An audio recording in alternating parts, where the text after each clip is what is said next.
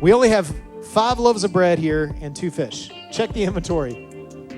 Matthew, what's our food count, right?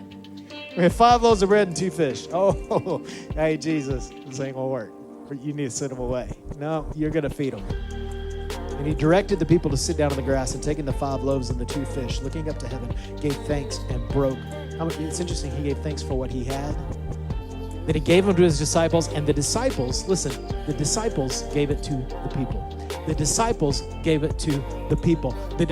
Jesus didn't give it to the people. The disciples gave it to the people. Is it because of Jesus' mourning? I don't know if it's because Jesus is mourning as much as it is that Jesus is saying it's time for you to function. Why don't you give the bread to the people? Then he gave it to the disciples, and the disciples gave it to the people, and they all ate and were satisfied. All the people.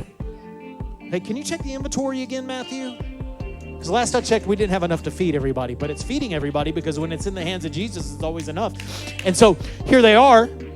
Jesus made it enough, but the disciples were in on the miracle.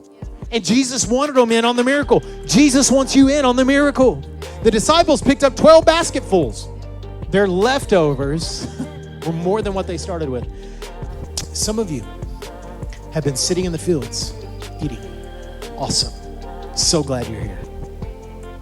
But it's time that you stop just eating and consuming, and it's time you start serving. And this is what we find, is that when you serve, you eat more than those that are eating.